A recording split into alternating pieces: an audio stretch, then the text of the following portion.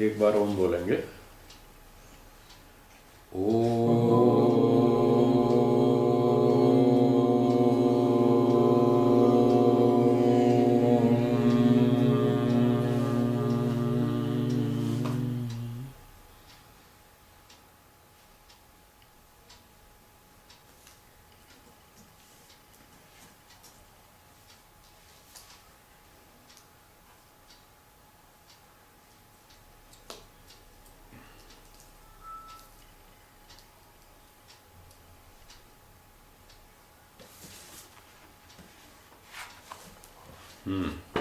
कितना हो गया पाठ? दृष्टांत 15 हो गया। ठीक, वैराग्य। यहाँ तक स्पष्ट है पाठ? क्लियर? कोई शंका है तो बोलिए।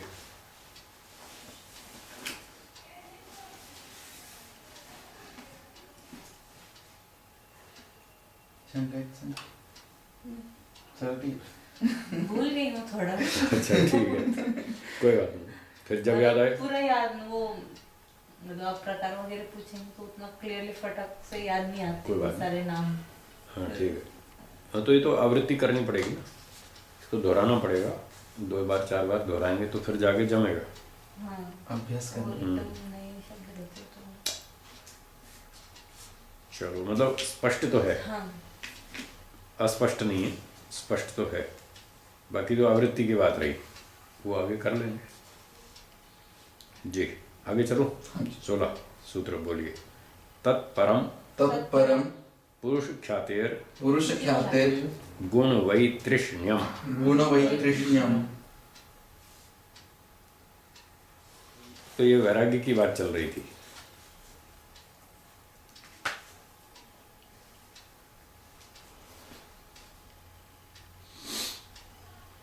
पिछले सूत्र में था वैराग्यम, अब इस सूत्र में कहते हैं तत्। तत् मतलब वह कौन? वैराग्य। वैराग्य। तत् वह वैराग्य। परम ऊंचा है, वह ऊंचा वैराग्य है।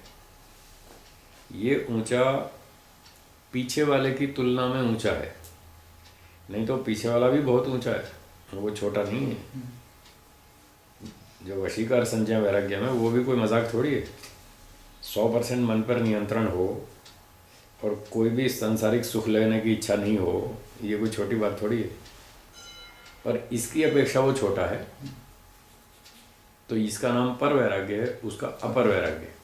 अपर माने छोटा, कंपैरेटिवली। तो ये पर वैराग्य है, ये उससे भी अधिक ऊंचा है। इसमें क्या होता है? पुरुष ख्यातेह। पुरुष का अर्थ वैसे ईश्वर भी है और जीवात्मा भी है। पुरुष शब्द के दोनों अर्थ हैं। प्रसंग के अनुसार कहीं ईश्वर अर्थ लिया जाता है, कहीं जीवात्मा। ख्याति का अर्थ है ज्ञान। पुरुष ख्याति का अर्थ हुआ ईश्वर का ज्ञान अथवा जीवात्मा का ज्ञान। पुरुष का ज्ञान हो गया, उस ज्ञान हो जाने से, पंचमी ख्यातेह, पुरुष का ज्ञान हो जाने से गुण वैतृष्ण्यम, गुण मात्र में इच्छा का हट जाना, सभी गुणों से इच्छा हट जाना। पिछली वाली जो स्थिति थी अपर वैराग्य की, उसमें रजोगुण तमोगुण से तो इच्छा हट गई, ठीक है। सांसारिक सुख की इच्छा हट गई, इंद्रियों का सुख लेना बंद कर दिया, और उसका फल क्या हुआ? संप्रज्ञात समाधि। 2 प्रकार की समाधि बताई थी, 2 प्रकार का वैराग्य। तो वैराग्य से चित्तवृत्ति निरोध होता है, और चित्तवृत्ति निरोध का नाम समाधि है। तो सार क्या निकला कि वैराग्य से समाधि प्राप्त होती है। 2 तरह का वैराग्य, 2 तरह की समाधि। अपर वैराग्य से संप्रज्ञात समाधि, पर वैराग्य से असंप्रज्ञात समाधि। तो पिछले स्तर पर संप्रज्ञात समाधि प्राप्त हुई अपर वैराग्य से। तो संप्रज्ञात समाधि में क्या हुआ? प्राकृतिक विषयों का ज्ञान हुआ, पंचमाभूत, तन्मात्राएं, फिर इंद्रियां, मन, बुद्धि, अहंकार आदि, इन सब चीज़ों का, और फिर जीवात्मा। जीवात्मा तक इन सब की अनुभूति हो गई। जब इन सारी चीज़ों की अनुभूति हुई तो सुख मिला। वो सुख कहाँ से आया? सत्व। सत्वगुण से। सत्वगुण का सुख मिला तो बहुत अच्छा लगा। अब जिसको राग है वो इंद्रियों से सुख ले रहा है, खाना पीना घूमना देखना सुनना, इन चीज़ों का सुख ले रहा है जिसको राग है, तो वो तो भोग रहा बाह्य सुख इंद्रियों से। ये समाधि वाला ले रहा है आंतरिक सुख, ये अंदर से ले रहा है दोनों का सात्विक सुख है, सत्वगुण का ही। पर यदि बाहर का सुख लेते हैं तो वो वैराग्य में बाधक बनता है, इसलिए उसको मना किया। दृष्ट और अनुश्रविक विषय वितृष्णा से, उससे तो तृष्णा छोड़ो, इच्छा हटाओ, उसका सुख नहीं लेना, अंदर का सुख लो। अंदर से तत्व ज्ञान से, वैराग्य से, उससे शुद्ध ज्ञान से सुख मिलता है। तो समाधि में भी उसको जब इन सूक्ष्म पदार्थों की अनुभूति हुई तो उसको अंदर से सुख मिला। ये सुख भी सत्वगुण का है। तो बाह्य भोगों से उसकी निवृत्ति हो गई और आंतरिक सुख में रुचि हो गई, उसमें वो बंध गया। ठीक है, हाँ बोलिए प्रश्न। दृष्ट में तो प्रत्यक्ष हाँ, सुख आ रहा है शब्द से, हाँ, शब्द इंद्रियों से, जो रूप भी- रस गंध से मिल रहा है। पर जो अनुश्रविक विषय है उसमें उनके शब्द बारे में- प्रमाण से, शब्द प्रमाण से उसमें रुचि हो गई, हाँ जी, अनुमान प्रमाण से रुचि हो गई कि इसका भी सुख मिलना चाहिए। पर अभी शब्द तो है नहीं। कब?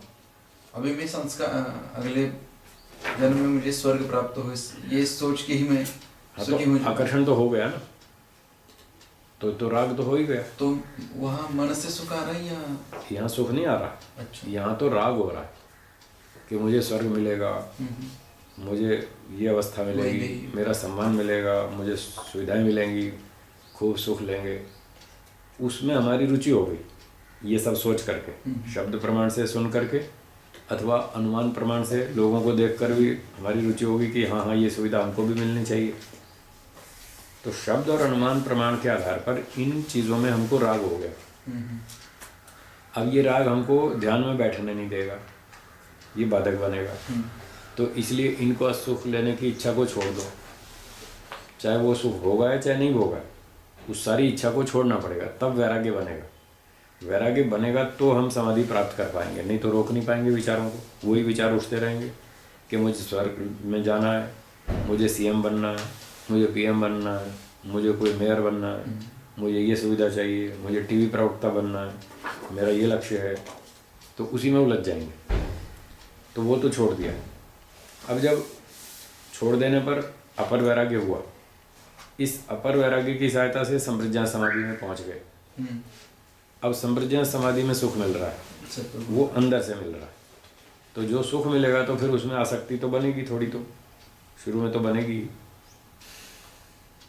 तो फिर अब पर वैराग्य में कहते हैं इसमें भी नहीं होनी चाहिए। गुण वैतृष्ण्यम का अर्थ है इस सत्वगुण के सुख में भी नहीं होनी चाहिए, इसको भी छोड़ो।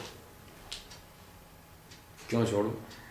पुरुष ख्याते, पुरुष यानी ईश्वर, ईश्वर का चिंतन करो। ईश्वर में देखो कि ईश्वर से संपर्क जोड़ेंगे तो कितना लाभ होगा। यदि संप्रज्ञात समाधि का भी सुख लेते रहे तो मोक्ष नहीं होगा, फिर भी गाड़ी अटकेगी यहाँ। ये प्रकृति वाला सुख है, और इस प्राकृतिक सुख को भोगने के लिए फिर अगला जन्म चाहिए, फिर शरीर चाहिए। बिना शरीर के तो समाधि होगी नहीं। और यदि फिर शरीर धारण किया तो फिर स्कूल जाना पड़ेगा, फिर पढ़ाई करो, फिर परीक्षाएं दो, फिर झंझट। आपने 10 लाख जन्म ले लिए, 10 लाख जन्म तो बार बार स्कूल में जा चुके आप। अब यदि अगला जन्म हो गए तो फिर स्कूल जाना पड़ेगा। आप सोच लो, वापस LKG में बैठना पड़ेगा, फिर ABCD क ख ग घ 1 2 3 4 सीखना पड़ेगा। है ना समस्या?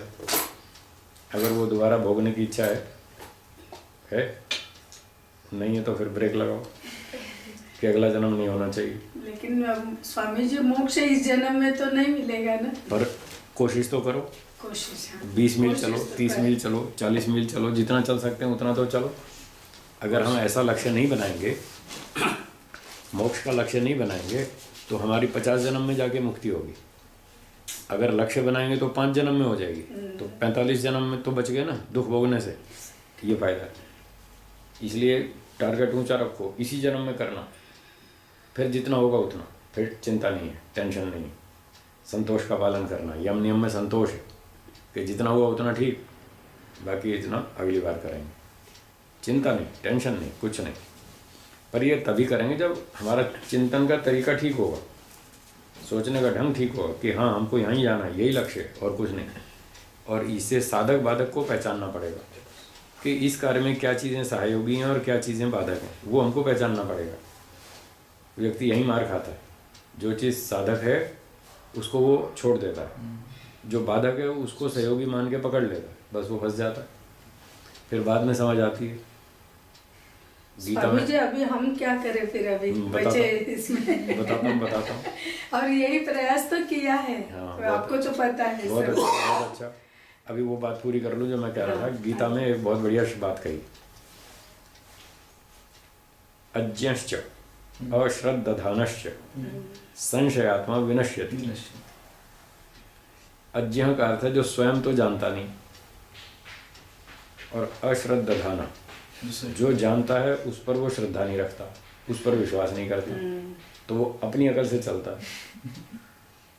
खुद तो जानता नहीं, दूसरे की मानता नहीं, अपनी मनमर्जी करता है, तो उसका नाम है संशयात्मा।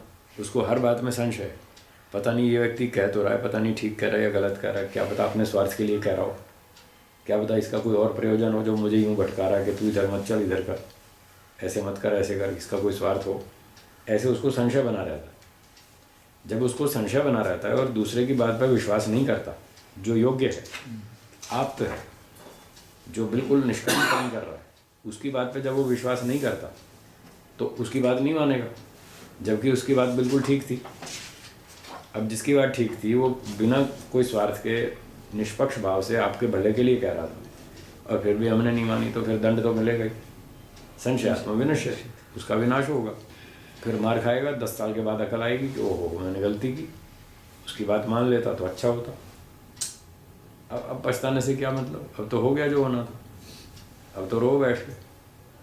तो बुद्धिमत्ता ये है कि जिस विषय में हम नहीं जानते उस विषय में अपनी मनमानी न करें, उस विषय के कुशल व्यक्ति को ढूंढें जो उस सब्जेक्ट में एक्सपर्ट हो, अनुभवी हो और परोपकारी हो, निस्वार्थी हो, ठीक है, लोभ क्रोध आदि दोषों से रहित हो। फिर वो आप्त स्तर का व्यक्ति जो हमें बताए उसकी बात माननी चाहिए, उसकी सलाह माननी चाहिए, तो हमारा कल्याण होगा, नहीं तो नुकसान होगा। तो इसलिए उसकी बात मान करके फिर हम आगे बढ़ेंगे। तो माता जी ने कहा अब हम क्या करें? अब ये करें कि जितनी शक्ति है उतना करें, बाकी संतोष का पालन करें। अब तक जितना हुआ सो हुआ, वो तो भूतकाल तो रिपीट होता नहीं, मतलब उसको तो हम बदल नहीं सकते, जो हो गया सो हो गया।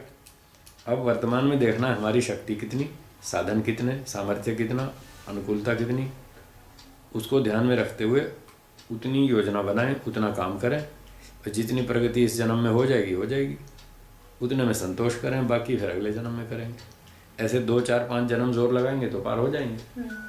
और जो लक्ष्य ही नहीं बनाएंगे तो ठीक है भाई, अभी तो मुक्ति बहुत दूर है, इस बार तो खाओ पियो मजा करो, मुक्ति की बात अगले जन्म में सोचेंगे।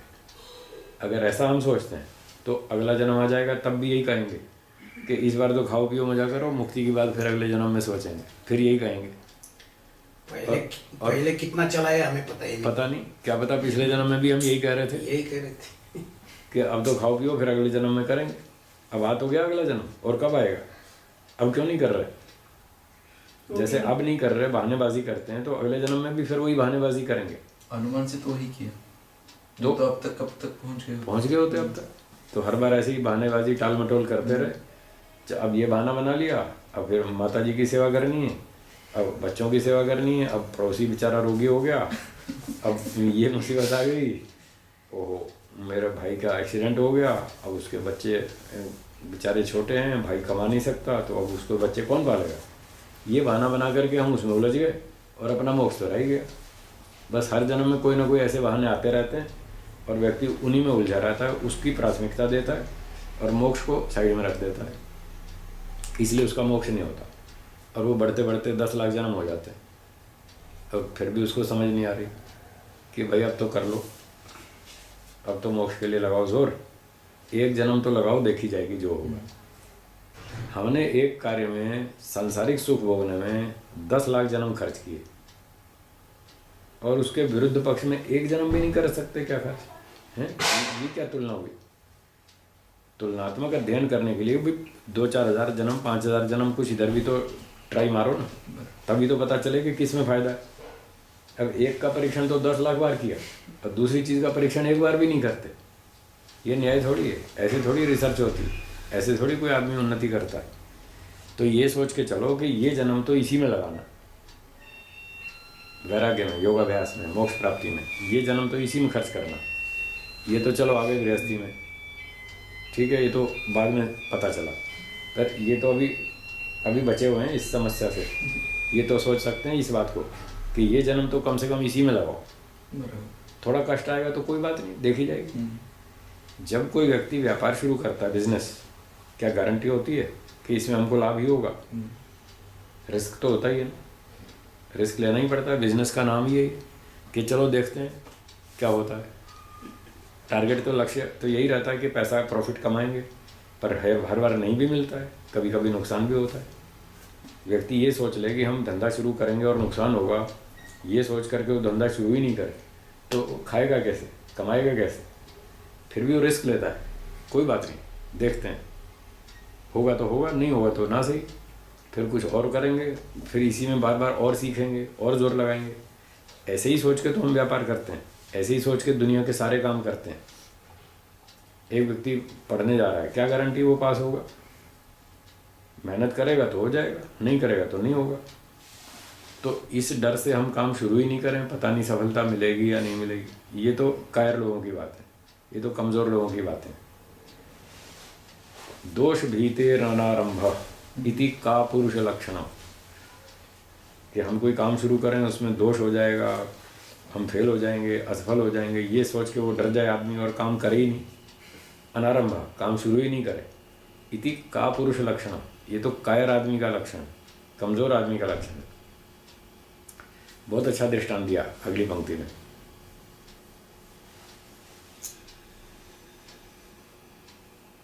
कैः अजीर्ण भयाद भ्रातः भोजनम परिहीयते। कोई व्यक्ति यूं सोचे मैं खाना खाऊंगा तो मुझे अजीर्ण हो जाएगा, कब्जी हो जाएगी या इंडाइजेशन हो जाएगी, ये सोचकर मैं खाना ही नहीं खाता। कोई ऐसा करता है क्या? ये इसका अर्थ ये थोड़ी कि खाना ही छोड़ दो। एक व्यक्ति खाना खाता है और उसको स्वाद लगता है, वो ज़्यादा खा लेता है, फिर उसको खट्टी डकारें आती हैं, एसिडिटी होती है, गैस बन जाती है, परेशानी होती है, रात को नींद नहीं आती। उसको पता है कि मेरे साथ ऐसा ऐसा होता है। तो इस समस्या से बचने के लिए वो ऐसा तो कभी नहीं सोचता कि खाना ही छोड़ दो, क्योंकि मुझे ज़्यादा खा लेता हूँ और फिर एसिडिटी होती है, इसलिए खाना ही बंद करो। ऐसा तो कोई समाधान नहीं करता। फिर भी वो खाएगा, खाए बिना तो जी नहीं सकते ना, खाना तो पड़ेगा ही। तो यही सोचना पड़ेगा, चलो अब की बार गलती की, अगली बार लिमिट से खाएंगे, थोड़ा कम खाएंगे, थोड़ा संभल के खाएंगे और परीक्षण करेंगे क्या चीज़ सूटेबल है, क्या सूट नहीं करती है, क्या पचती है, क्या नहीं पचती, क्या अनुकूल है, क्या प्रतिकूल है। थोड़ा परीक्षण करके सावधानी से, बुद्धिमत्ता से, मात्रा से खाएंगे तो व्यक्ति सफल हो जाएगा और वो ठीक ढंग से भोजन खाना सीख जाएगा, कितना खाना चाहिए। तो ऐसे ही इस भय से कि हम ब्रह्मचारी बने ही नहीं, तपस्या करें ही नहीं कि पता नहीं फेल हो जाएंगे, वहाँ क्या होगा, गुरुकुल में जाएंगे, हमें अनुकूलता मिलेगी नहीं मिलेगी, और हम जाएंगे ही नहीं, फिर तो यहीं पड़े रहेंगे, फिर तो अगला जन्म भी ऐसा ही और अगला भी ऐसे ही। ये तो बार बार यहीं पड़े रहेंगे और यहीं फंसे रहेंगे, और ये भोगों का आकर्षण हमको बचाएगा नहीं, छोड़ेगा नहीं, ये तो खींचेगा। ठीक है ना? जो लोग विवाह नहीं करते, ब्रह्मचारी रहते हैं और नगरों में रहते हैं, क्योंकि गुरुकुल की तपस्या से डर लगता है, वो करना नहीं चाहते, और उससे डर करके रहते हैं नगर में और सोचते हैं हम ब्रह्मचारी रहेंगे, वो नहीं रह पाएंगे, क्योंकि यहाँ का जो आकर्षण है वो उनको छोड़ेगा नहीं, वो घसीट ले जाएगा। नगर में रह के ब्रह्मचारी रहना अधिक कठिन है, गुरुकुल में रह के ब्रह्मचारी रहना सरल उसकी अपेक्षा से। वहाँ पे और भी साथी हैं। वहाँ साथी भी हैं, माहौल भी है, कितने सारे सहयोगी हैं, कितने सारे अनुकूल साधन हैं। रोज़ जल्दी उठना, व्यायाम करना और हवन करना, ध्यान करना, दर्शन वेद उपनिषद पढ़ना, सारे लोगों का विचार एक जैसा होना, सबका माहौल ऐसा होना, तो वहाँ तो ब्रह्मचारी रहना आसान है।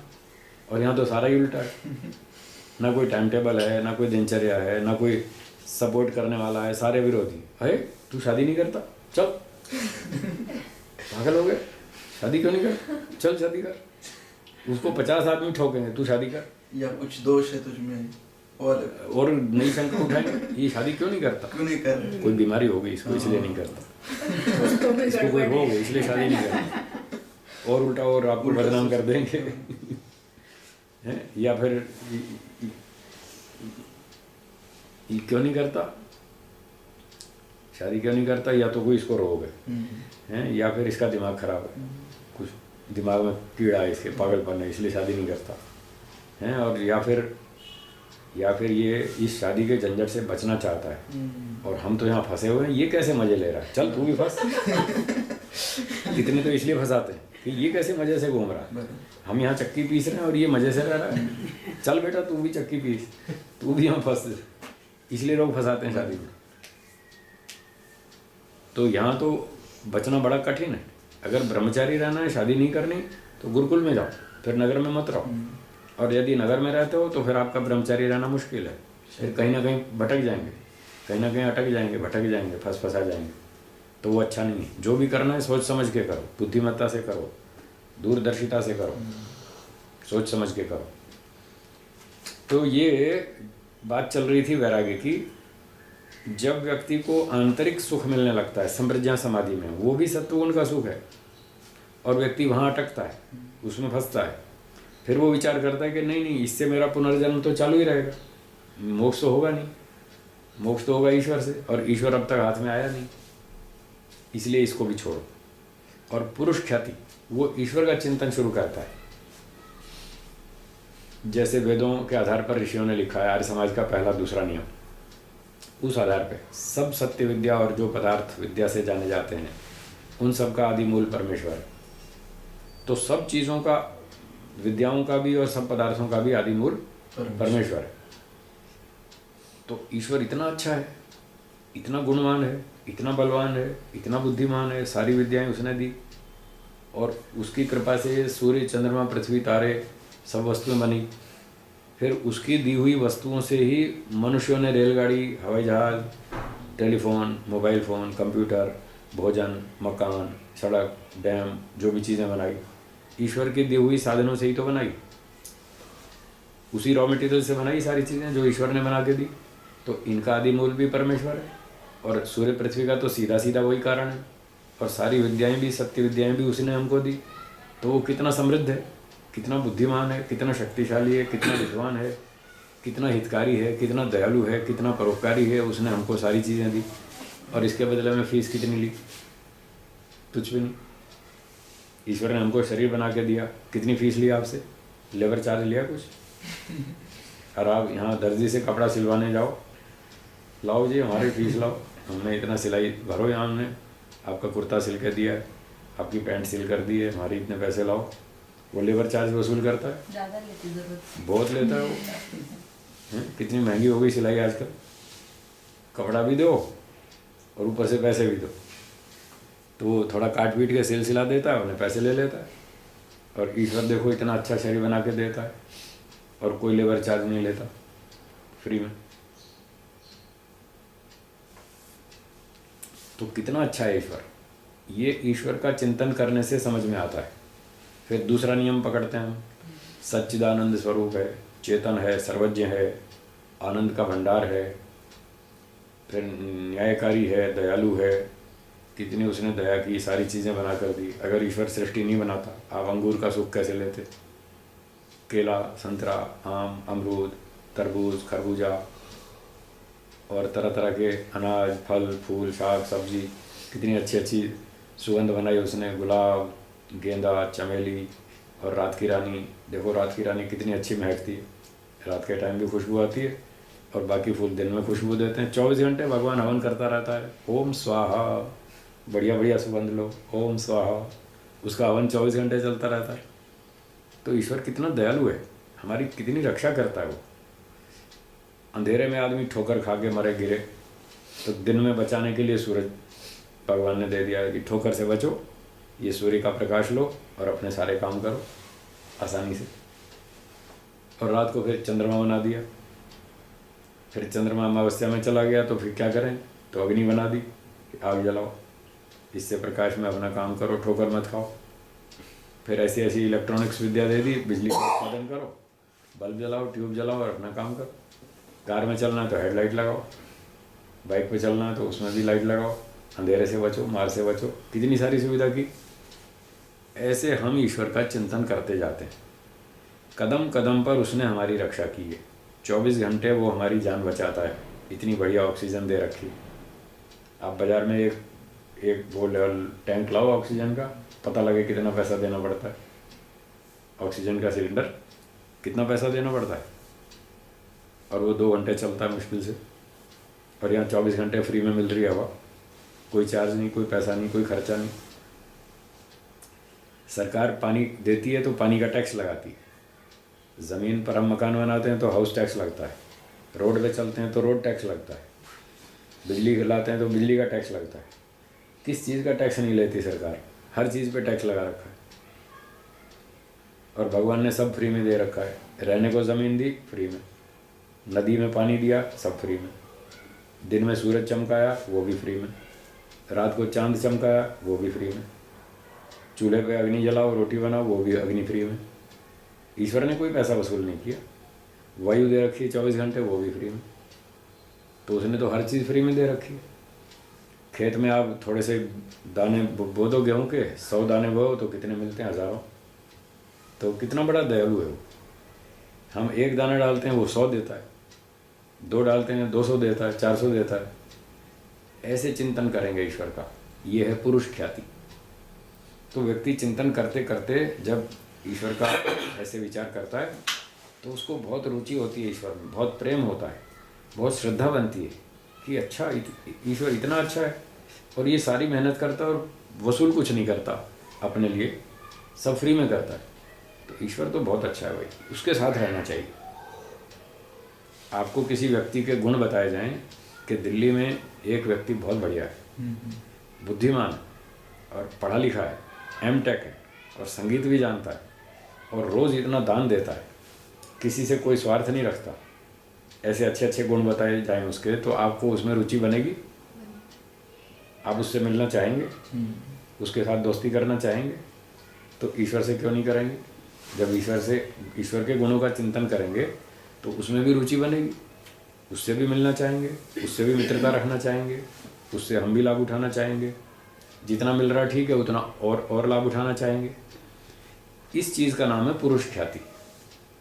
तो जब व्यक्ति को ऐसे चिंतन करते करते पुरुष ख्याति होती है, ईश्वर का ज्ञान हो जाता है कि वास्तव में ईश्वर इतना अच्छा है, तो उसको वो जो संप्रज्ञा समाधि में प्रकृति का सुख ले रहा था उसमें भी वितृष्णा हो जाती है। ये भी नहीं चाहिए, मुझे तो यही चीज़ चाहिए। ये ईश्वर इस प्रकृति के सत्वगुण के सुख से भी बहुत बढ़िया है। तो मनुष्य का ये मनोविज्ञान है, जब 2 चीज़ें सामने होती तो वो कंपैरिजन करता है। 2 चीज़ आपके सामने रख दो, एक सूखे चने और एक गुलाब जामुन, अब बोलो क्या खाएंगे? सीधी सी बात है। जो बढ़िया चीज़ है व्यक्ति उसी को चुनेगा, और जो बढ़िया को चुनेगा वो बुद्धिमान है, और जो घटिया को चुनेगा तो वो अज्ञानी है। छोटे बच्चे के सामने 2 सिक्के रख दो, एक 5 रुपये का, एक 2 रुपये का, वो कौन सा उठाएगा?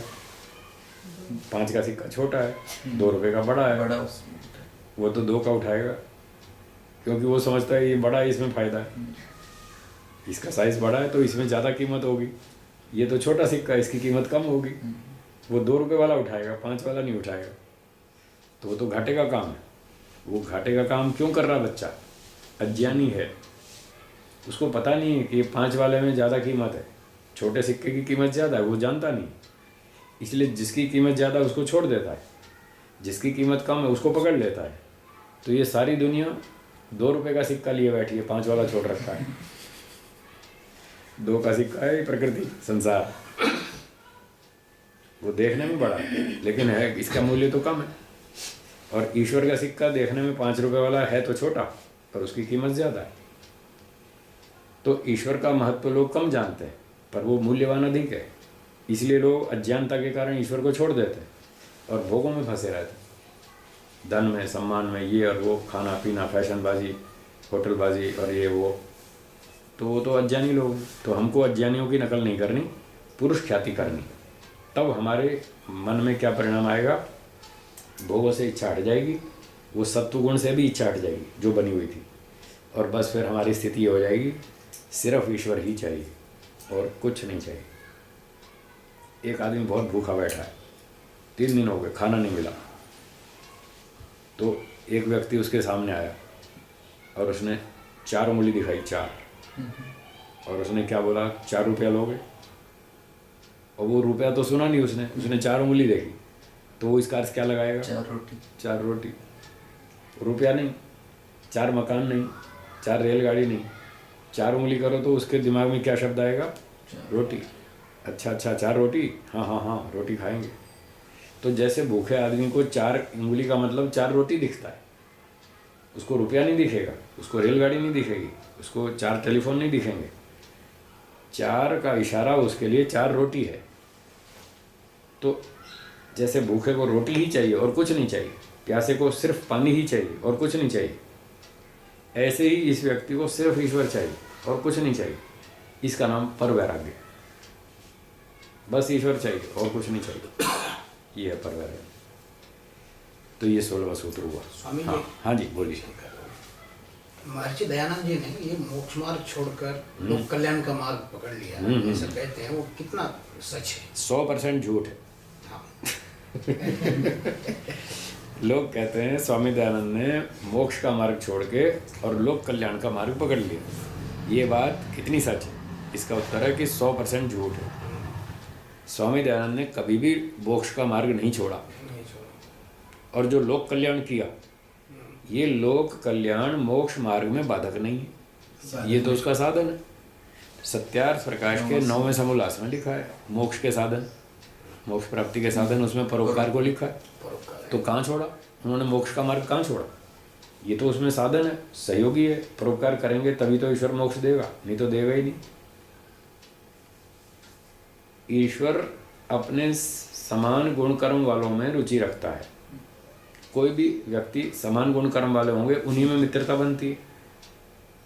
एक लोभी है, एक त्यागी है, दोनों में मित्रता कैसे बनेगी?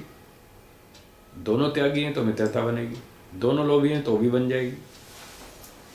चाहे वो आपस में छीना झपटी करें बाद में झपटेंगे, पहले तो थोड़ी देर तो दोस्ती बनी जाएगी। वो दोनों मिलकर दूसरों को लूटेंगे और लूटने में दोनों की दोस्ती हो जाएगी। जैसे गैंग वाले लोग होते हैं, मिलके चलते हैं, सारे ही चोर डाकू होते हैं, पर उनकी दोस्ती ठीक चलती है। दोनों का स्वभाव ऐसा है लूटने का। तो गुण कर्म समान हो तब उन लोगों में मित्रता बनती है, ये नियम है। अब हम मोक्ष में जाएंगे तो हमारी मित्रता किससे बनेगी? ईश्वर से। तो ईश्वर से मित्रता तभी तो बनेगी जब हमारा गुण कर्म उससे तालमेल वाला हो। अगर उसके विरुद्ध होगा तो बनेगी नहीं। अब सोचिए, ईश्वर त्यागी है या लोभी है? त्यागी। स्वार्थी है या परोपकारी है?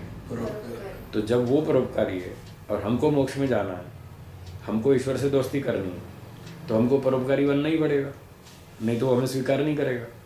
वो मोक्ष में घुसना ही नहीं देगा कि तुम स्वार्थी हो, भागो यहाँ से, तुम्हारे लिए यहाँ नो एंट्री, तुम्हारे लिए यहाँ कोई जगह नहीं। मेरे जैसे बनो तो ठीक है, आओ, तब हम मिल के साथ में रहेंगे। तो ईश्वर कहता मैं परोपकारी हूँ, तुमको परोपकार करना है, चलो जाओ सेवा करो। जितनी योग्यता है, जैसी बुद्धि है, जितना सामर्थ्य है, जितनी शक्ति है, उतना उतना करो परोपकार। तो व्यक्ति परोपकार करेगा तो ही ईश्वर के समान गुण कर्म वाला बनेगा, और तो ही ईश्वर उसको मोक्ष में जाने की अनुमति देगा, नहीं तो देगा ही नहीं। इसलिए परोपकार करना मोक्ष में बाधक नहीं है। तो जो लोग ये कहते हैं कि स्वामी दयानंद ने मोक्ष का मार्ग छोड़ दिया और वो लोक कल्याण में उतर गए, बिल्कुल 100% झूठ है। वो जानते ही नहीं, स्वामी दयानंद को भी नहीं जानते, न मोक्ष मार्ग को जानते। न सत्यार्थ प्रकाश को जानते, वो पढ़ते ही नहीं। समाधि तो लगाते ही थे। बिल्कुल लगाते थे, उनका पूरा इतिहास देख लो। समाधि तो रोज़ लगाते थे, वेद भाष्य करते थे और प्रचार भी करते थे, सारे काम करते थे। उन्होंने कब छोड़ दिया? यदि महर्षि दयानंद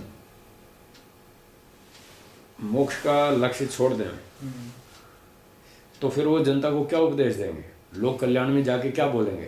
पैसे कमाओ, खाओ पियो, एक दूसरे का सर फोड़ो और लड़ो भिड़ो और मरो, ये कहेंगे क्या? ये तो जीवन का लक्ष्य नहीं है ना। अगर मोक्ष लक्ष्य नहीं है तो फिर लक्ष्य क्या? फिर तो भोग बचा लक्ष्य। तो भोगों को भोगने से तो तृप्ति होती नहीं, तो उनका सारा उद्देश्य बेकार है, सब जीरो है। कोई भी प्रवक्ता हो मंच पर तो यही बोलेगा कि ईश्वर सबसे अच्छा है, ईश्वर सबसे उत्तम है, ईश्वर को प्राप्त करो, मोक्ष में जाओ, जन्म मरण से छूटो। चाहे वो नीचे नीचे भोग करता हो, चाहे वो भोगी हो, चाहे वो प्राकृतिक सुख को ही लक्ष्य बनाए बैठा हो, मंच पर तो वही बोलेगा। और एक व्यक्ति मंच पर ये बोलता है, पुस्तक में ये लिखता है मोक्ष जीवन का लक्ष्य है, और आचरण व्यवहार उसका है नहीं वैसा, तो कौन उस पर विश्वास करेगा? उसका सारा उपदेश व्यर्थ है, उसकी कोई बात सुनेगा भी नहीं और मानेगा भी नहीं, उसका कोई प्रभाव भी नहीं पड़ेगा। तो महर्षि दयानंद जी ने सत्यार्थ प्रकाश के 9वें समोल्लास में लिखा, जीव क्या चाहता है? छूटना। किससे छूटना? दुखों से छूटना। तो जीव का लक्ष्य तो दुख से छूटना, तो मोक्ष में दुख से छूटना होता है, इसलिए मोक्ष का तो लक्ष्य ही है, उसको तो कभी भी नहीं छोड़ सकते कोई। ऐसे ही बहुत से प्रवक्ता मंच पे बोलते हैं, मुझे मुक्ति उक्ति नहीं चाहिए, मैं तो बार बार जन्म लेना चाहता हूँ और बार बार देश की सेवा करना चाहता हूँ, संसार का उपकार करना चाहता हूँ। सब मूर्खता है, सब विरुद्ध बात है, न्याय से विरुद्ध, व्यवहार से विरुद्ध, बुद्धिमत्ता से विरुद्ध बात है।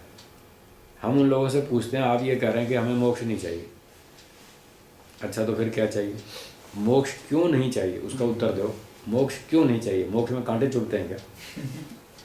मोक्ष में क्या तकलीफ है? क्यों नहीं जाना चाहते आप मोक्ष में?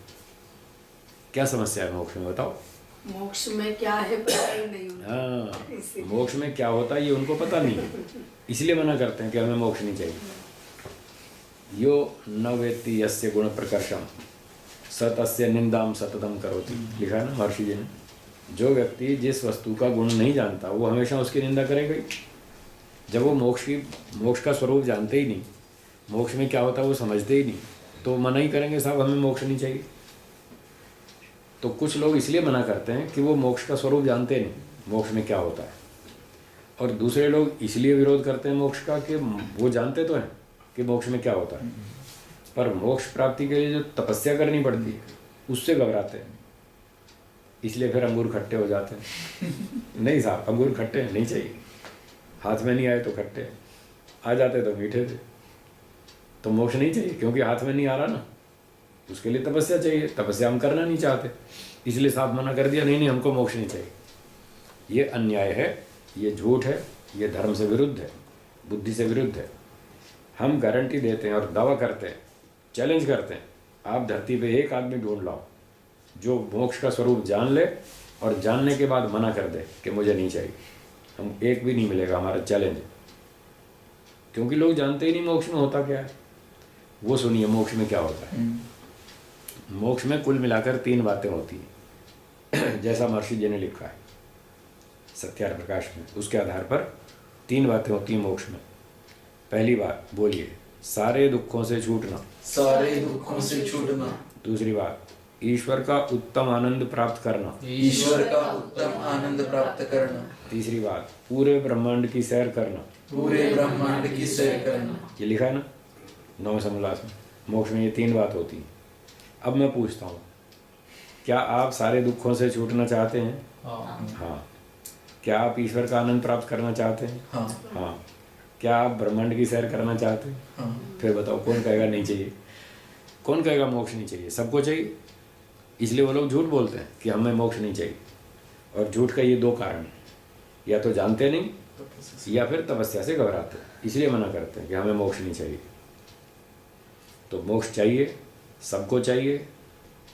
अविद्या के कारण व्यक्ति मोक्ष के लिए मेहनत नहीं करता और वो सांसारिक भोगों के पीछे भागता है। वो समझता है कि मोक्ष में तो शून्य है, कुछ है ही नहीं, खाली खाली, वहाँ कोई आनंद तो मिलेगा नहीं, इससे बढ़िया आनंद तो यहीं मिल रहा है। एक सन्यासी ने अखबार में लेख लिखा और उसने मोक्ष को मानने वालों को सवाल उठाया, ए मोक्ष के मानने वालों ये बताओ, मोक्ष में मिठाई खाने को मिलेगी? नहीं। मोक्ष में टीवी देखने को मिलेगा? नहीं। अगर नहीं मिलेगा तो ऐसा मोक्ष नहीं चाहिए, रखो अपने पास, ऐसा लिखा। वो भी सन्यासी ने, मतलब वो बेचारा स्वयं भ्रांति में, सन्यासी तो हो गया, कपड़े तो लाल कर लिए, पर उसको समझ में तो आया नहीं मोक्ष में क्या होता है।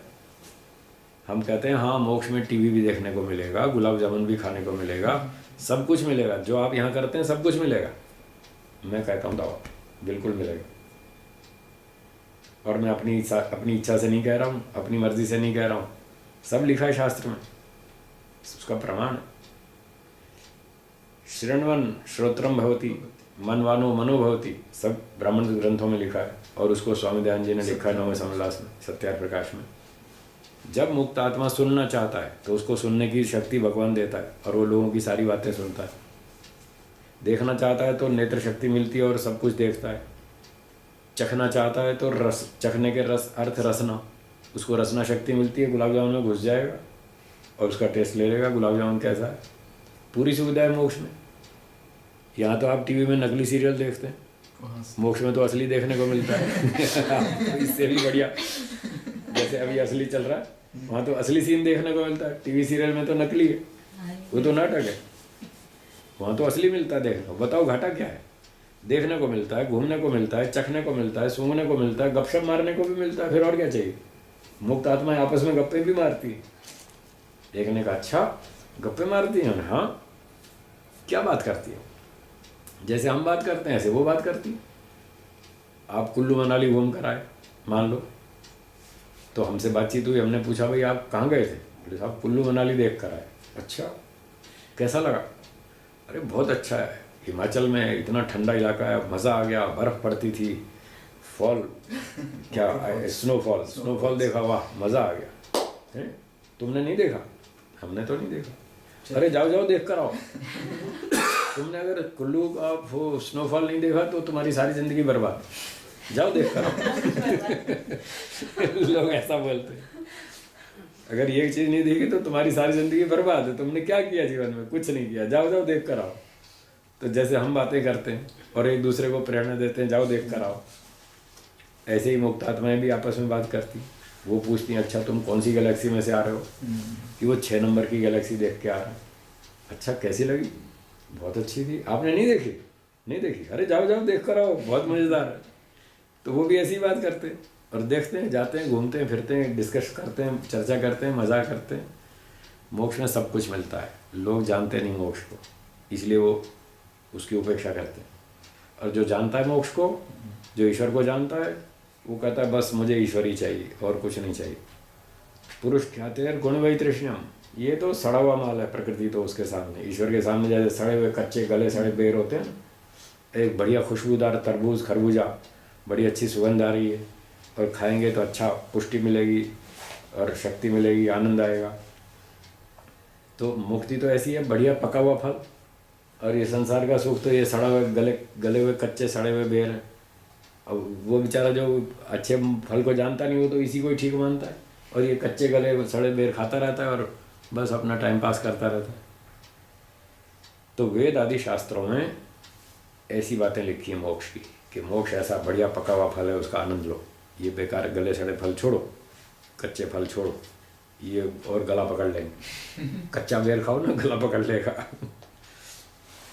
ठीक है जी। तो ये हो गया पर वैराग्य। इस पर वैराग्य से असंप्रज्ञात समाधि की प्राप्ति होती। तो 2 तरह का वैराग्य, 2 तरह की समाधि। चलें थोड़ा भाष्य पढ़ेंगे। ऐसा भी होता है स्वामी जी महाराज की, जितना हम ईश्वर का प्रार्थना वगैरह ये हवन वगैरह करते हैं, अपनी इच्छाएं भी उतनी जल्दी जल्दी पूरी होने लगती है। हाँ ये बात भी है, हमारी इच्छाओं की पूर्ति में सहयोग मिलता है, क्योंकि ईश्वर का ये नियम है कि जो उसके आदेश संदेश सुझाव का पालन करेगा, ईश्वर उसकी उतनी सहायता करेगा, उसको उतना ही अच्छा फल देगा। वो लोगों के मन में प्रेरणा देगा।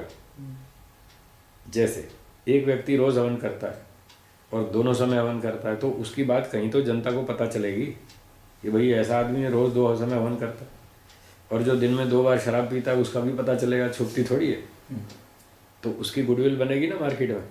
जो दोनों टाइम हवन करता है, ईमानदारी से काम करता है, मेहनत से पैसे कमाता है, झूठ नहीं बोलता, चोरी नहीं करता, रिश्वत नहीं लेता, छल कपट नहीं करता, तो उसके आचरण व्यवहार से जनता पे बहुत अच्छा प्रभाव पड़ेगा। तो जनता उसको अच्छा मानेगी। जब वो उसको अच्छा मानेगी तो ईश्वर उनको प्रेरणा देगा, भाई ये बढ़िया आदमी है, इसको सहयोग दो। तो उसके जो जो काम अटकते होंगे लोग उसको सहयोग देंगे और उसका काम फटाफट सरल होता जाए। ये ईश्वर की कृपा से ही तो हुआ। इसलिए जितना जितना हम ईश्वर के आदेश का पालन करेंगे उतना उतना ईश्वर हमको सहयोग देगा, मनुष्यों के हृदय में प्रेरणा देगा कि इसको सहयोग दो, ये अच्छा आदमी है, इसकी रक्षा करो, और उसके सारे काम आसान होते जाएंगे। इस तरह से ईश्वर करेगा और फिर हम अपना आगे आगे चलते जाएंगे, इसी मार्ग में अच्छे काम करते जाएंगे और धीरे धीरे वैराग्य प्राप्त कर लेंगे, और वैराग्य से फिर समाधि, और समाधि से फिर आगे मोक्ष। इस तरह से वो व्यक्ति चलेगा मोक्ष की तरफ। ठीक है, थोड़ा भाष्य और पढ़ते हैं। कहना था हाँ, बोलिए। कि जैसे आपने कहा कि व्यापार में कोई गारंटी नहीं है, लॉस भी हो सकता है, नफा भी हो सकता है, तो यहाँ तो गारंटी ईश्वर गारंटी लेता है। हाँ। अगर उस मार्ग पे इसमें ये बात है कि यदि व्यापार भी बुद्धिमत्ता से करेंगे, सीख कर करेंगे, किसी अनुभवी से सहायता लेकर के, ट्रेंड होकर के फिर करेंगे, तो उसमें भी लाभ की गारंटी है। मार तो हम वहाँ खाते हैं जहाँ प्रॉपर ट्रेनिंग नहीं लेते, ठीक तरह से व्यापार हमने सीखा नहीं, और अपनी डेढ़ अकल लगाते हैं, अपनी मनमानी करते हैं, तो मार खाते हैं। और नहीं तो विधिवत ट्रेनिंग लेके आप व्यापार शुरू करें, पूरे फैक्टर्स सारे जान करके, तो उसमें भी कमाता है आदमी, उसमें भी लाभ की गारंटी है।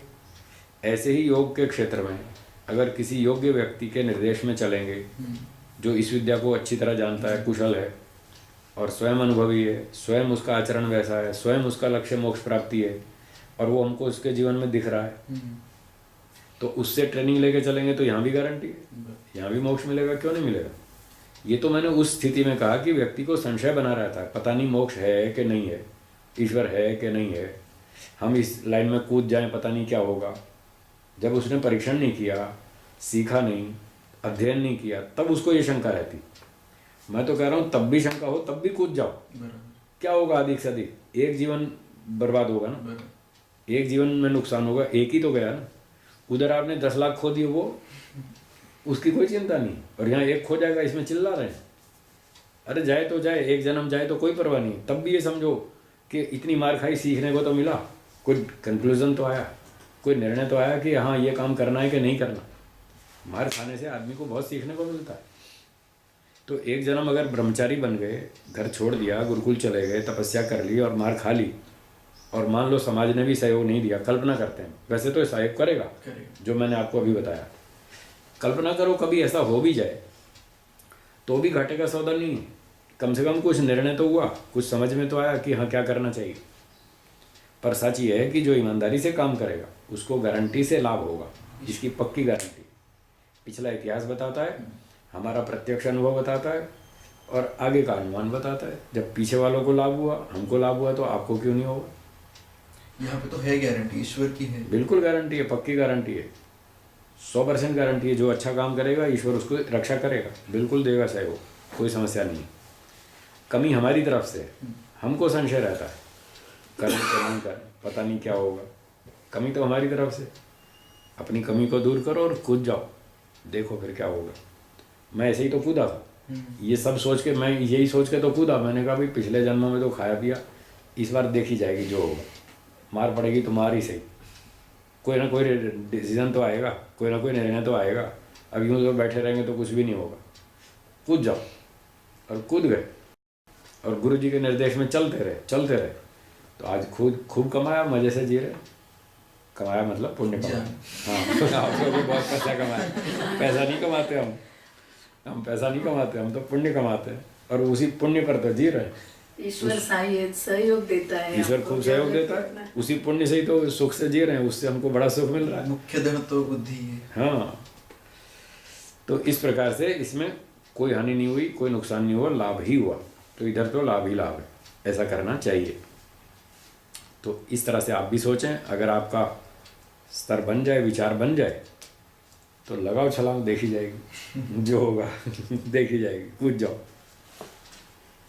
हाँ जी, हो गया ये बात। हाँ जी, भाष्य। आगे भाष्य पढ़ें। चलिए थोड़ा सा पढ़ते हैं, बोलिए। दृष्टानुष नहीं, ये हाँ, दृष्टानुश्रविक दृष्टानुश्रविक विषय विषय दोषदर्शी दोषदर्शी विरक्तः विरक्तः पुरुष दर्शन पुरुष दर्शन अभ्यासात् अभ्यासात् तत्शुद्धि तत्शुद्धि प्रविवेक प्रविवेक आप्यायित आप्यायित बुद्धिर बुद्धिर गुणेभ्यो गुणेभ्यो व्यक्त व्यक्त अव्यक्त अव्यक्त धर्म केभ्यो धर्मेभ्यो विरक्तः विरक्तः इति। इति। तो 15वें सूत्र में बताया था कि व्यक्ति दृष्ट और आनुश्रविक विषयों से विरक्त हो जाता है, उसकी इच्छा नहीं रहती, उससे उनको राग खत्म हो गया, इच्छा घट गई। तो ये अपर वैराग्य था, उसको यहाँ पर रिपीट किया है, दोहराया है।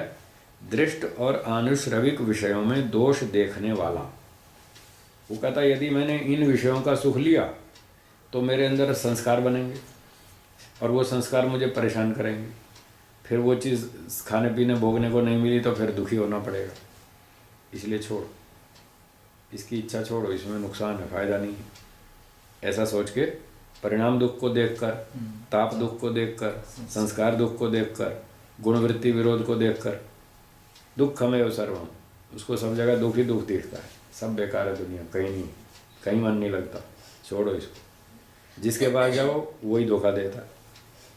आज आप किसी आदमी पे विश्वास कर सकते हैं? बड़ा कठिन। माता पिता पे भी नहीं, किसी पे नहीं। किसी पे विश्वास करना आज बहुत कठिन है। जिस पर हम विश्वास करते हैं वही धोखा देता है। 2 साल में 5 साल में पता चलता है, पहले पहले तो अच्छे लगते हैं सब। माता पिता कैसे धोखा देते हैं? हम जो चाहते हैं हाँ। वो हमको करने नहीं देते, बाधक बनते और हैं। बच्चे नहीं करे तो हम जो चाहते हो। तो वही बात है, वो हम बच्चों ने धोखा दिया, कहीं माँ बाप ने धोखा दिया, कहीं बच्चों ने धोखा दिया। हम जो चाहते हैं दूसरे लोग हमको करने नहीं देते। नहीं, अच्छा बुरा का तो परीक्षण होना चाहिए। हमने अच्छा निर्णय कर लिया, वेद के अनुसार चल रहे हैं हम, तो भी हमको माता पिता नहीं करने देते। बोलो, उनको ज्ञान ही नहीं है तो क्या? वही तो कह रहे हैं ना, वो तो कारण की बात अलग हुई, पर धोखा तो हुआ ना हमारे साथ। फिर हम उनको समझाने में वो अलग प्रश्न है। बात सिर्फ इतनी थी कि माता पिता धोखा कैसे देते हैं। इसका उत्तर ये है कि वो अज्ञानी है। हम वेद को पढ़ते हैं, हमको समझ में आ रहा है कि मोक्ष की ओर जाना चाहिए, ईश्वर की ओर बढ़ना चाहिए। अब हमारे मान लो माता पिता इस विषय में इतने विद्वान नहीं हैं, तो वो तो हमारा सपोर्ट नहीं करेंगे। वो तो कहेंगे तुम्हारा दिमाग खराब है, इस उम्र में तुम भगवान की बात करते हो, जाओ पैसे कमाओ, खाओ पियो, डांस करो, लोग पार्टी में जाते हैं, तुम यहाँ बैठ के भजन गाते रहते हो। ये क्या मतलब है? वो तो हमारे काम में बाधक बनेंगे। तो इस तरह से वो बाधक बनते हैं। जब उनको ज्ञान नहीं तो बाधक बनेंगे ही, चाहे अज्ञानता से ही सही। तो कहीं किसी बच्चे की इच्छा होती है तो माता पिता उसको रोकते हैं, और कहीं माता पिता की इच्छा होती है तो बच्चे रोकते हैं, क्योंकि बच्चों का उनका विचार एक जैसा नहीं।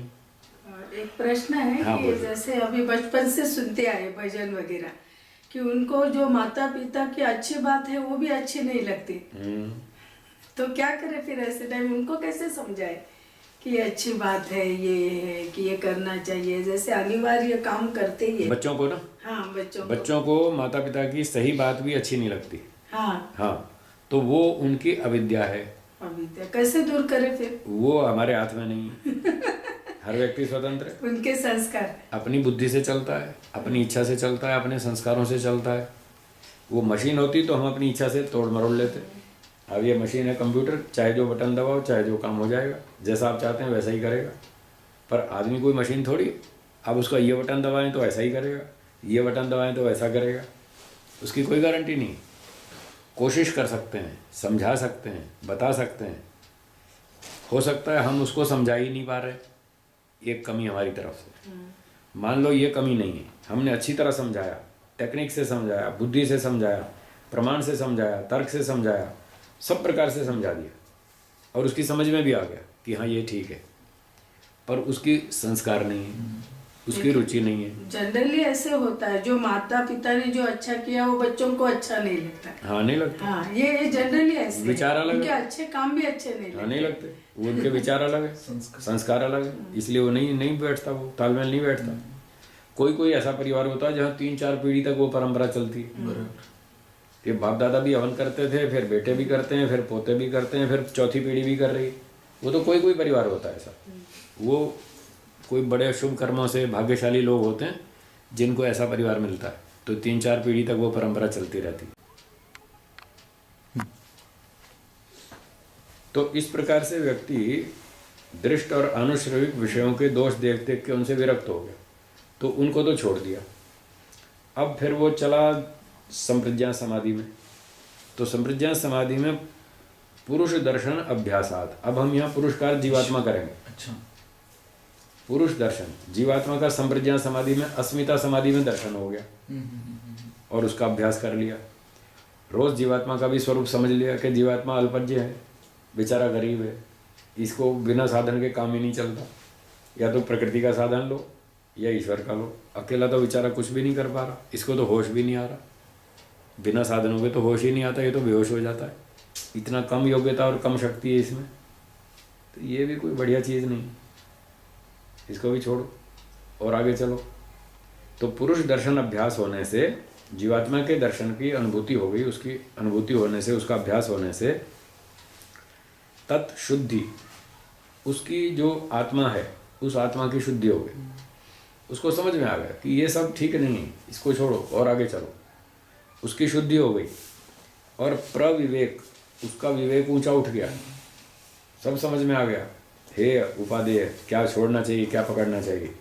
उसका ज्ञान का विकास हुआ और उस विवेक से आप्यायित बुद्धि, उससे प्रभावित बुद्धि वाला, उस विवेक से प्रभावित होकर ऐसी बुद्धि वाला वो जीवात्मा जो संप्रज्ञा समाधि लगा रहा था, वो व्यक्ति गुणेभ्यो विरक्त ही, उन सारे गुणों से विरक्त हो गया। कैसे गुणों से? व्यक्त अव्यक्त धर्म के भ्यो। जो गुण दो रूपों में जगत में आते हैं, कहीं व्यक्त रूप में, कहीं अव्यक्त रूप में। व्यक्त रूप वाले वो हैं जो आँख से दिख रहे हैं, पृथ्वी, जल, अग्नि, 3 चीज़ें आँख से दिखती हैं। वायु नहीं दिखती, आकाश नहीं दिखता, फिर आगे तन्मात्राएं, मन, इंद्रियां, बुद्धि, ये सारी चीज़ें आँख से नहीं दिखती। जो आँख से नहीं दिखती वो है अव्यक्त, व्यक्त नहीं है, प्रकट नहीं। और जो आँख से दिख रही हैं वो व्यक्त हैं। तो 3 तो पंचमहाभूत में से 3 तो ये हो गए, पृथ्वी, जल, अग्नि। और फिर इन पंचमहाभूत से बने हुए पदार्थ, मनुष्य, पशु, पक्षी, रेलगाड़ी, मोटर आदि, ये सारे व्यक्त धर्म वाले गुण हैं जो स्पष्ट आंखों से दिख रहे हैं। तो वो क्या करता है, व्यक्त धर्म वाले भी और अव्यक्त धर्म वाले भी, दिखने वाले भी, न दिखने वाले भी, इन सभी प्रकार के गुणों से विरक्त हो जाता है। क्योंकि इन गुणों के संबंध में रहे तो मोक्ष नहीं होगा, जन्म मरण नहीं छूटेगा। ये प्रकृति के पदार्थ जड़ हैं और क्षणिक सुख देते हैं, और जीवात्मा वैसे ही अल्पज्ञ, अल्पशक्तिमान, वो कोई हमारा मोक्ष देने वाला नहीं। तो ये दोनों ही रिजेक्ट, दोनों को ही छोड़ देता है और इन सब से विरक्त हो जाता है। तो जब इन गुणों से भी विरक्त हो जाता है, वो संप्रज्ञा समाधि वाला जो सत्वगुण का सुख था उसको भी रिजेक्ट कर देता है, कहता है नहीं ये भी नहीं चाहिए।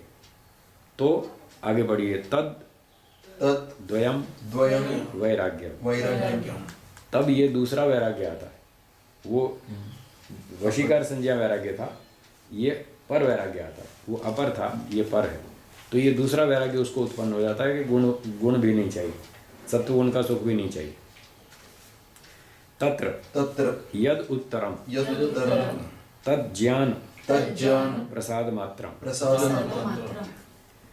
तो इस तरह से ये 2 तरह का वैराग्य हुआ, ये जिसमें से ये दूसरा है। तो फिर कहते हैं तत्र, इन दोनों में से, यद उत्तरम, जो बाद वाला है, बाद वाला पर वैराग्य। तो बाद वाला जो पर वैराग्य है, तत् ज्ञान प्रसाद मात्रम, वो ज्ञान का विशेष विकास है, ज्ञान का प्रसाद विकास। इसमें ज्ञान का विशेष विकास हुआ। क्या विकास हुआ? जब पहले अपर वैराग्य हुआ था, अपर वैराग्य हुआ था विवेक ख्याति से, तत्व ज्ञान से। तो तत्व ज्ञान में तीनों का ज्ञान हुआ था, ईश्वर, जीव, प्रकृति, तीनों का ज्ञान हुआ था। पर 3 में से जीव और प्रकृति का प्रमुख था, ईश्वर का गौण था। इसलिए संप्रज्ञा समाधि में 2 का तो साक्षात्कार किया, ईश्वर अभी गौण था। अब जब पर वैराग्य में आए तो वो 2 को हटा दिया और ईश्वर के पीछे लग गए। तो वस्तु तो पहले भी 3 ही जानते थे, अब भी 3 ही जानते हैं। नई एडिशनल चौथी वस्तु कोई नहीं आई, वस्तु तो 3 ही रही। पर जो इसमें रिसर्च की उसमें ज्ञान में विकास हुआ, क्लियरिटी आई कि हाँ ईश्वर ऐसा है, इतना बढ़िया ईश्वर पहले नहीं आया था समझ में, अब समझ में आया। तो ये कहते हैं तब ज्ञान प्रसाद मात्रम, ज्ञान का विकास हुआ, रिसर्च में प्योरिटी आई, क्वालिटी बढ़ी, नई आइटम नहीं जुड़ी कि भाई 3 के 4 वस्तु की चौथी वस्तु कोई आपने खोज ली। वस्तु तो 30 ही है, 3 ही है। उसी 3 में हमने प्योरीफाई किया, ज्ञान को शुद्ध किया, और इस तरह से बड़ा क्लियर हो गया ईश्वर ही चाहिए और कुछ नहीं चाहिए। जब ये स्थिति हो तो ये पर वैराग्य। ठीक, आगे पढ़िए। यस्य उदये प्रत्युदित ख्याति एवं मन्यते प्राप्तम प्रापणीय। यस्य उदय, जिसके उदय होने पर, जिस पर वैराग्य के उदय होने पर, प्राप्त हो जाने पर, हमारे अंदर वो उदय हो गया, हमें उपलब्ध हो गया, वैराग्य प्राप्त हो गया, बस ईश्वर ही चाहिए और कुछ नहीं चाहिए, वही अंतिम चीज़ है। और जब इतना अच्छा ज्ञान बढ़ गया, वैराग्य भी अच्छा हो गया और ईश्वर में पूरी रुचि श्रद्धा बन गई, तब प्रत्युदित ख्याति ही, जिसकी ख्याति अच्छी तरह उदित हो गई, ख्याति अर्थात ज्ञान, जिसका ज्ञान पूरी तरह विकसित हो गया, सब पिक्चर क्लियर हो गई, प्रकृति कैसी, जीवात्मा कैसा और ईश्वर कैसा, पूरी पिक्चर क्लियर है। ऐसी स्थिति वाला व्यक्ति एवं मन्यते, वो ये मानता है। तो ये हाँ हाँ पूछिए। तो ये असंप्रज्ञत अभी लगी नहीं? हाँ अभी लगी नहीं, अभी लगने वाली है। अच्छा। उसके किनारे पर पहुंच गया है, पर वैराग्य उसका कारण है, और बस एक कदम आगे असंप्रज्ञा शुरू होने वाली है। तो एक व्यक्ति, जैसे आपने कल उदाहरण दिया था, दूर से देख रहा, हाँ लाल किले को ढूंढ रहा था, और बहुत 1 घंटा हो गया ढूंढते ढूंढते, दिल्ली में लाल किला नहीं मिल रहा था। कोई कहीं इधर जाओ, कोई कहीं इधर जाओ, अब जैसा जो बताए वो वैसा चले। तो चलते चलते चलते 1 फरलांग की दूरी पर, 400 मीटर की दूरी पर, उसको दूर से एक लाल रंग की बिल्डिंग दिखाई दी। तो दूर से लाल लाल बिल्डिंग दिख गई, वो कहता बस बस बस, मिल गया मिल गया मिल गया, बस हो गया काम। अभी 400 मीटर दूर है, लेकिन दूर से उसको लक्षण दिख गए, तो उसने कहा बस हो गया काम, अब कोई नहीं रोक सकता मुझे लाल किला तक पहुंचना। अब तो गारंटी है, अब तो सामने दिख ही रहा, अब तो मैं पकड़ ही लूँगा उसको। बस वो स्थिति है यहाँ पर वैराग्य हो गया, ईश्वर सामने समझ में आ ही रहा है, तो वो कहता है प्राप्तम प्रापणीयम, बस जो चाहिए था मिल गया मिल गया मिल गया, अब कोई कमी बाकी नहीं रही।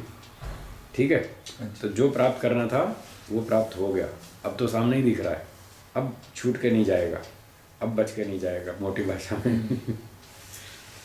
क्षीणाः क्षेतव्याः क्लेशाः, हाँ बोलिए। छिन्नः श्लिष्ट पर्वा भवसंक्रमः। तो वो कह रहा है कि मुझे ईश्वर अब बस सामने दिख ही रहा है, पहुंच गया मैं ईश्वर तक, सारी बात साफ है, और जो प्राप्त करना था कर लिया, ईश्वर प्राप्त करना था हो गया, सामने दिख रहा है, पहुंचने वाला हूँ मैं। और क्षीणा क्षेतव्या क्लेशा, जो मारने योग्य क्लेश थे वो भी मार डाले, अब ये क्लेश मुझे नहीं घसीट सकते वापस दुनिया में, अब मैं इनकी पकड़ से बाहर हो गया। जैसे हमारा रॉकेट चैलेंजर पृथ्वी की आकर्षण सीमा को पार कर जाए तो बस अब उसको खतरा नहीं है, अब ज़मीन उसको वापस नहीं गिरा सकती अपनी तरफ। तो ऐसे वो भोगों के आकर्षण सीमा से बाहर निकल गए, तो कहता अब कोई चिंता नहीं, वो क्लेशों को मारना था मार डाला, अब कोई परवाह नहीं। इसलिए क्षीण करने योग्य क्लेश क्षीण कर दिए, वो खत्म हो गए, अब मेरा कुछ नहीं बिगाड़ सकते। और छिन्ना श्लिष्ट पर्वा भव संक्रमण, भव कहते हैं जन्म को, संक्रमण संक्रमण, बार बार जन्म लेना, एक जन्म दूसरा जन्म तीसरा जन्म, ऐसे बार बार जन्म मरण का चक्र। ये जन्म मरण का जो चक्र है, श्लिष्ट पर्वा जो आपस में जुड़ा हुआ है, पर्व कहते हैं गांठ को, जो गांठों से ये जुड़ा हुआ है, जन्म फिर मृत्यु की गांठ आई, मृत्यु के बाद फिर जन्म हो गया, फिर अगली मृत्यु की गांठ आई, फिर अगला जन्म हो गया।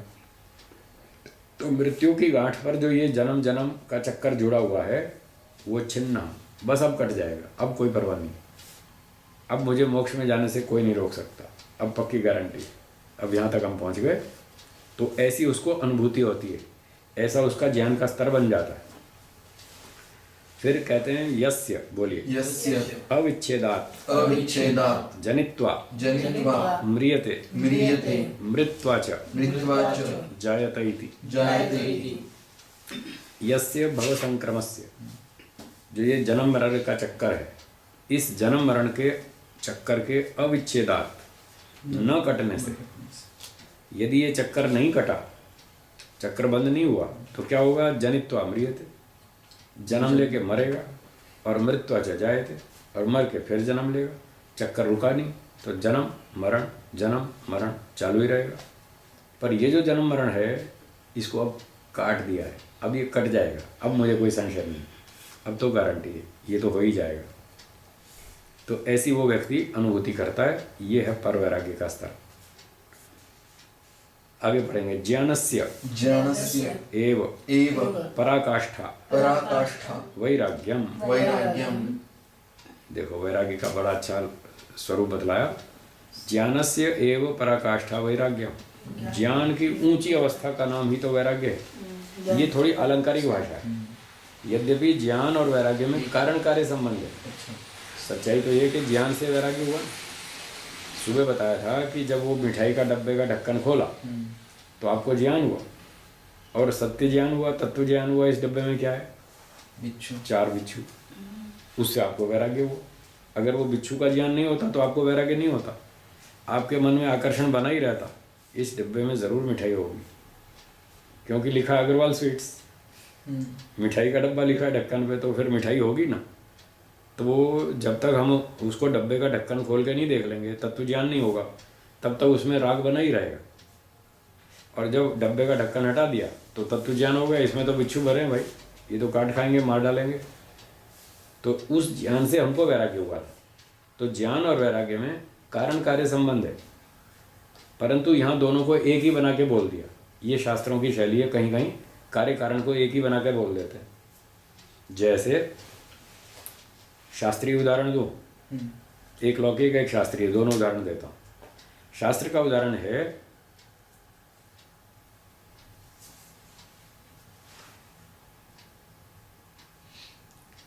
क्या है वो? प्राणिनः प्राणा, अन्नम वही प्राणिनः प्राणा। अन्न जो है वो प्राणियों का प्राण है। अन्न ही तो हमारा प्राण है, अन्न में ही तो प्राण बसे हैं हमारे।